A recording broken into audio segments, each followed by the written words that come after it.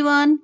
स्वागत है आप सबका अपने यूट्यूब चैनल वीजी एजुकेशन में। कैसे हैं आप सब? आई होप आप सब बहुत ही मस्त होंगे, स्वस्थ होंगे और अपनी तैयारी को निरंतर जारी। टारगेट बनाया है हमने RES बनने का। फर्स्ट ग्रेड व्याख्याता तो हम बन के ही मानेंगे। तो उसमें जो आपका सबसे पहले पेपर फर्स्ट में मैंने अधिगम वाले चैप्टर को स्टार्ट किया है। साइकोलॉजी का अधिगम वाले चैप्टर का मैंने लास्ट वीडियो जो बनाई थी उसमें मैंने अधिगम का अर्थ, परिभाषा, विशेषताएं और उसके सोपान यानी कि स्टेप्स मैंने बिल्कुल बहुत अच्छे से क्लियर करे हैं। उस वीडियो को देखना ना भूलिएगा। आज जो मैं इस वाली बिना टाइम को वेस्ट किए और ना ही कोई फालतू बात किए अधिगम को प्रभावित करने वाले कारक इसके इस टॉपिक के ऊपर हम चर्चा करेंगे। तो फैक्टर अफेक्टिंग लर्निंग, अधिगम को प्रभावित करने वाले कारक। अधिगम को प्रभावित करने वाले कारक से पहले मैं आपसे ये कहना चाहूंगी कि जो भी नोट्स मैं आपको लिखवा रही हूँ और जो भी नोट्स आप मेरी वीडियो में देख रहे हैं ये सफिशिएंट है।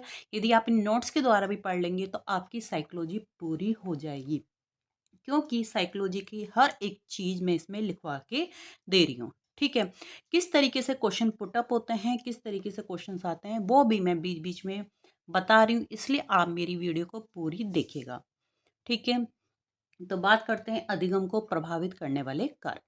अधिगम को प्रभावित करने वाले कारक तीन तरीके से होते हैं।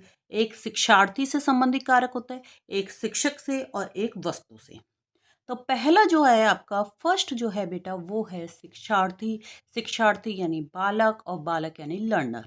उससे रिलेटेड कारक कौन कौन से हैं? सिंपल सी बात है, देखो थोड़ी सी आप कॉमन सेंस भी लगाओगे ना तो भी आपको समझ में आ जाएगा कि मैम ये तो बहुत सिंपल सिंपल चीज़ है। हम इसको मनोविज्ञान को इतना टफ सब्जेक्ट क्यों समझते हैं? क्योंकि हमने मनोविज्ञान आज तक पढ़ा नहीं है। केवल इसलिए, नहीं तो मनोविज्ञान बहुत बहुत इजी सब्जेक्ट है। तो शिक्षार्थी यानी कि लर्नर से संबंधित कारक कौन कौन से हो सकते हैं? देखो, फर्स्ट सीखने वाले की इच्छा शक्ति। भाई सीखने वाले की अगर इच्छा शक्ति ही नहीं होगी तो क्या लर्निंग हो पाएगी? बिल्कुल नहीं हो पाएगी। सीखने वाले की मनोवृत्ति, अभिवृत्ति, इसका मतलब है एटीट्यूड। भैया उसका एक सकारात्मक पॉजिटिव एटीट्यूड है। आज आप पढ़ाई कर रहे हो, आज आप मेरी वीडियो देख रहे हो, ठीक है। यदि आपका पॉजिटिव एटीट्यूड है कि भाई हाँ मैम अच्छा पढ़ा रही हैं, तो आप बहुत ध्यान से मेरी बात को सुन रहे होंगे। और अगर आपको ये लग रहा है कि पता नहीं कौन है या क्या पढ़ा रही हैं, कैसा कर रही हैं, तो आप एक नेगेटिव एटीट्यूड से देखोगे तो उसमें आपकी लर्निंग नहीं होगी। तो आप जिस भी कोचिंग की तरफ जाओ, जिसके भी नोट्स पढ़ो, तो एक पॉजिटिव माइंडसेट लेके चलना। तो सीखने वाले की जो मनोवृत्ति है, उसकी जो एटीट्यूड है, उससे लर्निंग बनती है। तो लर्निंग का जो लर्नर से संबंधित कारक है वो पहला क्या हुआ? सीखने की इच्छा शक्ति। दूसरा हुआ सीखने वाले की मनोवृत्ति, अभिवृत्ति यानी कि एटीट्यूड।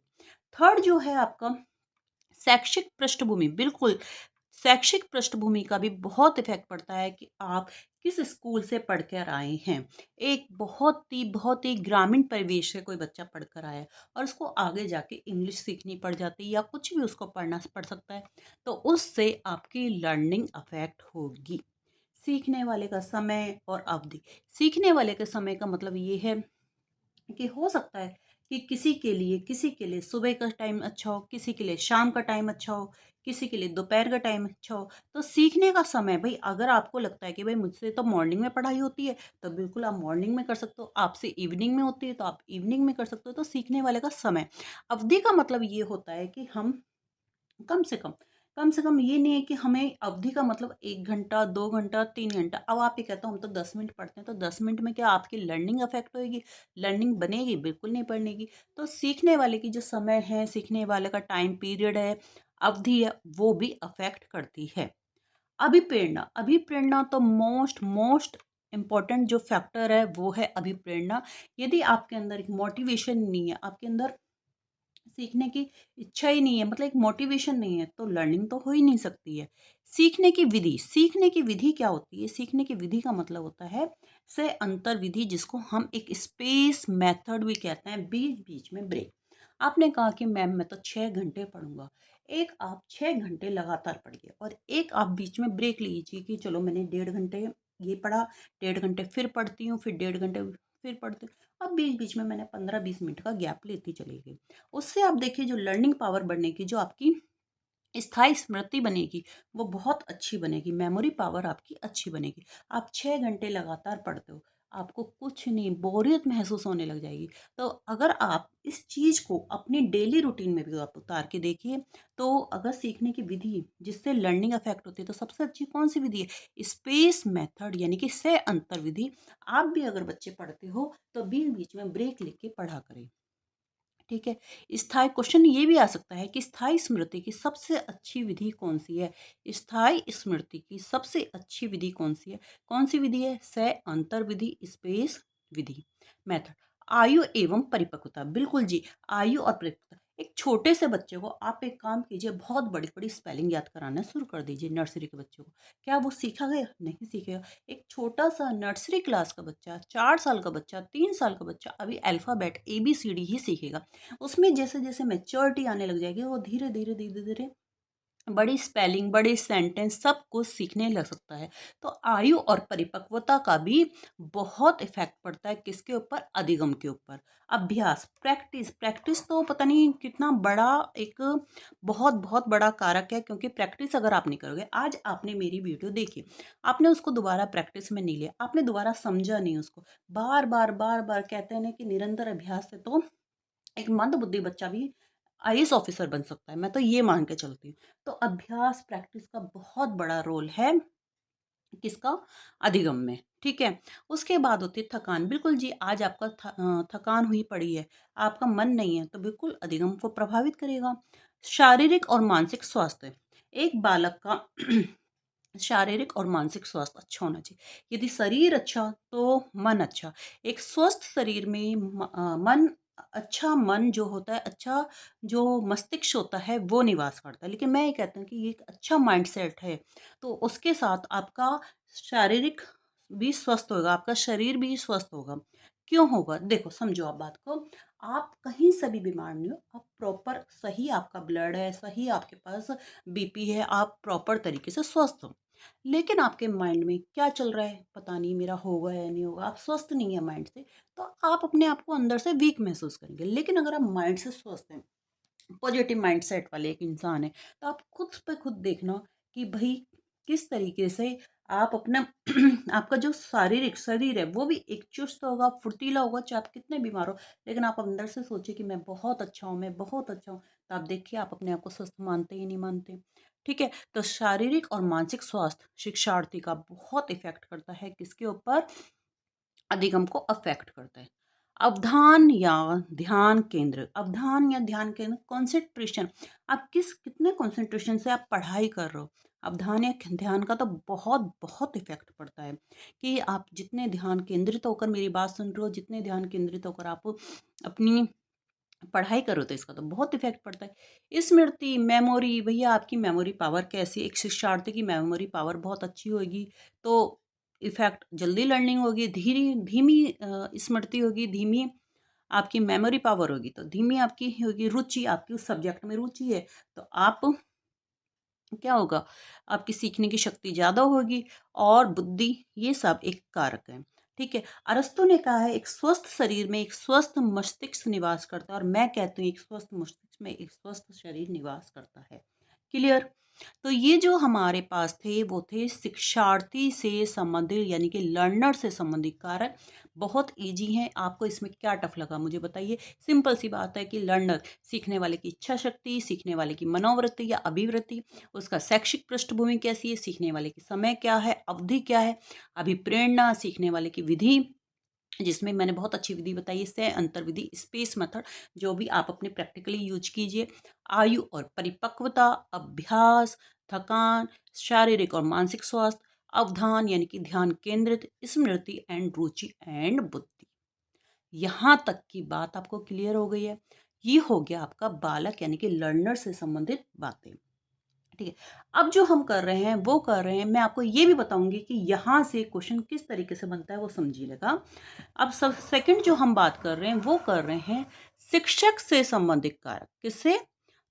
अब जो हम बात कर रहे हैं वो कर रहे हैं शिक्षक से संबंधित कारक। क्या क्या होना चाहिए, एक शिक्षक में कौन कौन से गुण होने चाहिए जिससे अधिगम प्रभावित होता है। सिंपल सी बात है कि आपकी विषय का ज्ञान कितना है, शिक्षक को अपने विषय का ज्ञान कितना है। आज अगर मैं मनोविज्ञान पढ़ा रही हूँ या कोई भी टीचर मनोविज्ञान, साइंस, मैथ जो भी पढ़ा रहा है, तो उसको उसके सब्जेक्ट का कितना ज्ञान है। यदि सब्जेक्ट है वो ज्ञान है, तो एक कॉन्फिडेंस के साथ पढ़ाएगा और बच्चों को समझ में भी आएगा। ठीक है, तो फर्स्ट हो गया विषय का ज्ञान। सेकंड हो गया कि प्रस्तुतिकरण, विषय वस्तु का प्रस्तुतिकरण, बच्चों के अकॉर्डिंग प्रस्तुतिकरण होना चाहिए। अगर छोटे बच्चे हैं तो छोटे बच्चों के द्वारा दिखाई गई चीज़ें, चलचित्र, इन सब के द्वारा आप प्रस्तुतिकरण करो। बड़े हैं तो उस हिसाब से आप दिखाइए। तो और आजकल तो स्मार्ट बोर्ड का ज़माना आ गया, तो किसी भी तरीके से आप किस तरीके से अपनी विषय वस्तु को प्रेजेंट कर रहे हो।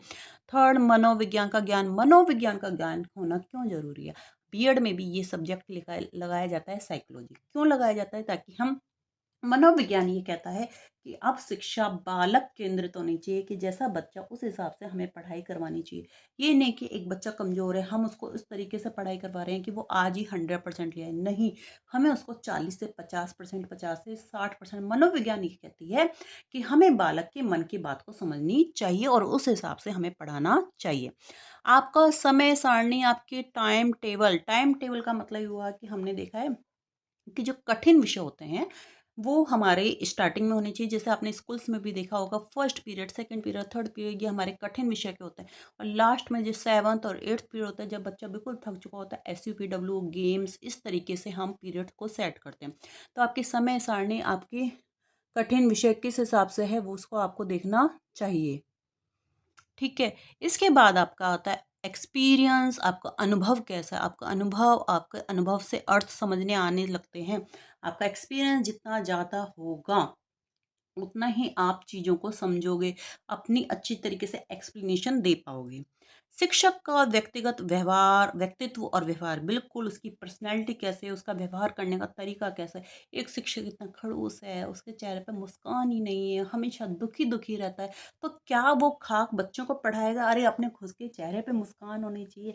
मनोविज्ञान सच पूछे तो एक ऐसा सब्जेक्ट है कि वो अपने अंदर उस सब्जेक्ट को खींचता है, अपने अंदर पर्सनैलिटी ही चेंज करता है। तो इस तरीके से एक सब्जेक्ट है। तो आप समझिए बात को कि जो शिक्षक की पर्सनैलिटी होनी चाहिए, उसका जो बिहेव होना चाहिए, वो बहुत अच्छा होना चाहिए। उसके बाद है शिक्षक का मानसिक स्वास्थ्य, बिल्कुल वो मेंटली सही होना चाहिए। अरे कुछ शिक्षक तो इतने बदतमीज़ होते हैं, मैं खुद कह रही हूँ इस बात को, कि बच्चों को बेमतलब मारने लग जाते हैं, पीटने लग जाते हैं। भाई क्यों पीटने लग जाते हो? उस बच्चे को प्यार से समझाइए, खामखा गुस्सा नहीं करना चाहिए। तो उसका जो मानसिक स्वास्थ्य है वो बहुत अच्छा होना चाहिए। समझ में आ रहा है? उसके बाद है आपकी शिक्षण विधि, टीचिंग मेथड का मतलब ये होता है कि आप किस मेथड से उसको पढ़ा रहे हो। पाठ्य सहगामी क्रियाएं, बिल्कुल, कि आपका पढ़ाई के साथ उसकी को करिकुलर एक्टिविटीज़ भी होनी चाहिए, कुछ गेम्स की होनी चाहिए, कुछ हंसी मजाक भी होनी चाहिए, कुछ भी आपसे का में क्रियाएं होनी चाहिए। और आपकी बाल केंद्रित शिक्षा, चाइल्ड सेंटर एजुकेशन होनी चाहिए। ठीक है, तो आपका प्रस्तुतिकरण, दोबारा से मैं बोलती हूँ एक और, शिक्षक से संबंधित कारक कौन कौन से हैं? विषय का ज्ञान होना चाहिए, प्रस्तुतिकरण, विषय वस्तु का प्रस्तुतिकरण कैसा होना चाहिए, बच्चों के अकॉर्डिंग होना चाहिए, मनोविज्ञान का ज्ञान होना चाहिए, समय सारणी आपकी, टाइम टेबल आपका होना चाहिए, एक्सपीरियंस होना चाहिए, शिक्षक का पर्सनैलिटी, व्यक्तित्व और बिहेवियर अच्छा होना चाहिए, व्यवहार, शिक्षक का मानसिक स्वास्थ्य होना चाहिए, शिक्षण विधि होनी चाहिए, पाठ्य सहगामी क्रियाएं होनी चाहिए, बाल केंद्रित शिक्षा। आप समझिए कि क्वेश्चन किस तरीके से आता है। प्रस्तुतिकरण किससे संबंधित होना चाहिए? प्रस्तुतिकरण किससे संबंधित होनी चाहिए? शिक्षक से संबंधित होना चाहिए। विषय का ज्ञान किसे होना चाहिए? शिक्षक को होना चाहिए। सीखने की इच्छा शक्ति किसका होना चाहिए? इच्छा शक्ति सीखने के लिए, अधिगम के लिए इच्छा शक्ति किसकी होनी चाहिए? लर्नर की होनी चाहिए, शिक्षार्थी की होनी चाहिए। ठीक है, अभ्यास किसको करना चाहिए? अभ्यास शिक्षार्थी को करना चाहिए। किससे संबंधित है? समझ में आ रहा है? शारीरिक और मानसिक स्वास्थ्य तो वो दोनों के अंदर ही जाता है, बिल्कुल। तो इस तरीके से तो वो नहीं देगा। एक्सपीरियंस किसके लिए होना चाहिए? शिक्षक से संबंधित कारक होना चाहिए। तो कौन सा कारक किससे संबंधित है, इस तरीके से क्वेश्चन बनता है। ठीक है, अब हम चलते हैं आगे।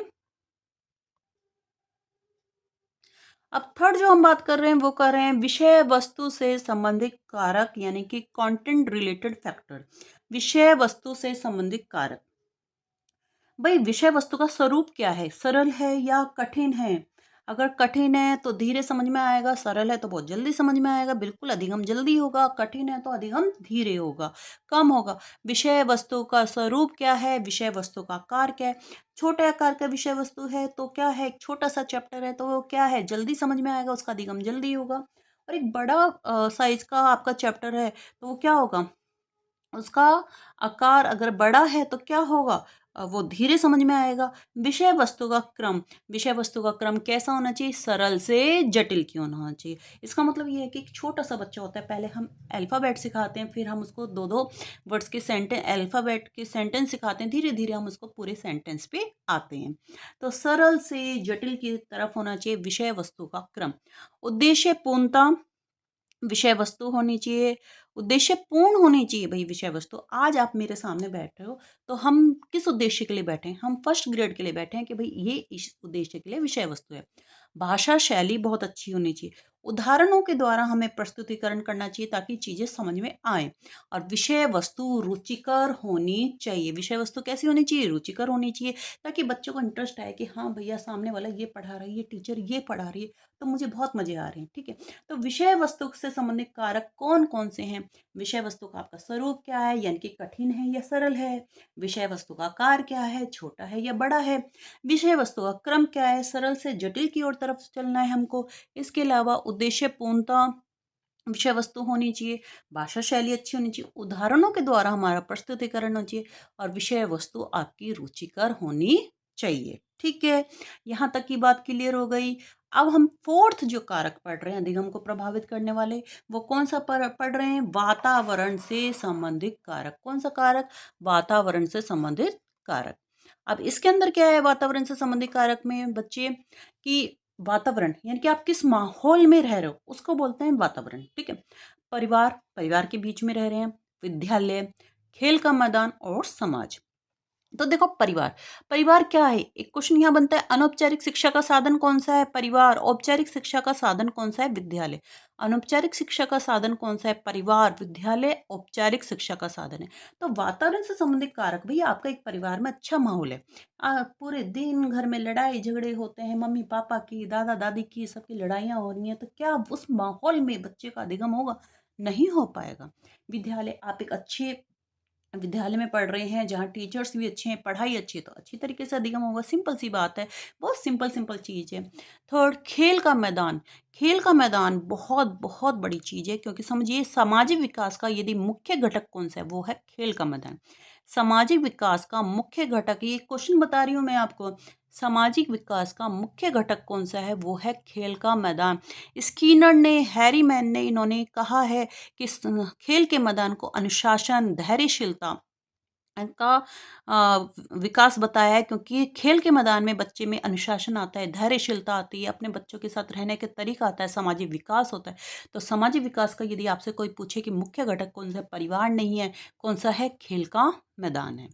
और समाज, समाज का मतलब आपके संगी साथी कैसे है, यदि अच्छे संगी साथी, आप एक इंटेलिजेंट बच्चों के साथ रहोगे तो मेरे हिसाब से आप भी अच्छी बनोगे। और एक डफर या ऐसी बच्चों के साथ रहोगे जो एवं घूमता रहता है, तो अब आप सोच लीजिए आप क्या बनते हो। तो वातावरण से संबंधित जो कारक है, परिवार हो गया जो अनौपचारिक शिक्षा का साधन है, विद्यालय हो गया जो औपचारिक शिक्षा का साधन है, खेल का मैदान सामाजिक विकास का मुख्य घटक है, और समाज संगी साथी। अब मैं कुछ क्वेश्चंस बता देती हूँ जिस जैसा आपको पता चल जाए कि किस तरीके से क्वेश्चंस आते हैं। सामाजिक विकास का प्राथमिक घटक कौन सा है, समझ लीजिए सामाजिक विकास का प्राथमिक घटक कौन सा है, परिवार। और सामाजिक विकास का मुख्य घटक कौन सा है, खेल का मैदान। सामाजिक विकास का प्राथमिक घटक कौन सा है, परिवार। और सामाजिक विकास का मुख्य घटक कौन सा है, खेल का मैदान। अनुभव किससे संबंधित है, अनुभव किसको होना चाहिए, सिंपल सी बात है, शिक्षक को होना चाहिए। अनुभव किससे संबंधित है, इस तरीके से क्वेश्चन बनता है। और अभ्यास किससे संबंधित है, अभ्यास संबंधित है शिक्षार्थी से। अभ्यास किससे संबंधित है, शिक्षार्थी से। समझ में आया, उम्मीद है आपको यहाँ तक की बात समझ में आ गई होगी। मेरा जो अधिगम वाले चैप्टर में से मेरा हो गया है, अर्थ हो गई, परिभाषा हो गई, विशेषताएं हो गई, अधिगम के सोपान हो गए, और अधिगम को प्रभावित करने वाले कारक। कल हम देखते हैं, कल हम देखते हैं कि इससे आगे की वीडियो पे, यानी कि जो आपके सिद्धांत है उसके ऊपर मैं वीडियो लेकर आऊँगी। आपको मेरी वीडियो कैसी लगी मुझे कमेंट बॉक्स में बताइएगा, क्योंकि आपके एक कमेंट से, आपके एक लाइक से मुझे मोटिवेशन मिलता है, मुझे आगे वीडियो बनाने का मन करता है। कैसी लगी उसको ज़रूर अच्छे से बताइएगा, शेयर कीजिएगा मेरी वीडियो को और चैनल को सब्सक्राइब करना ना भूलिएगा। तब तक के लिए bye bye, take care, have a nice day और अपनी तैयारी को निरंतर जारी रखो।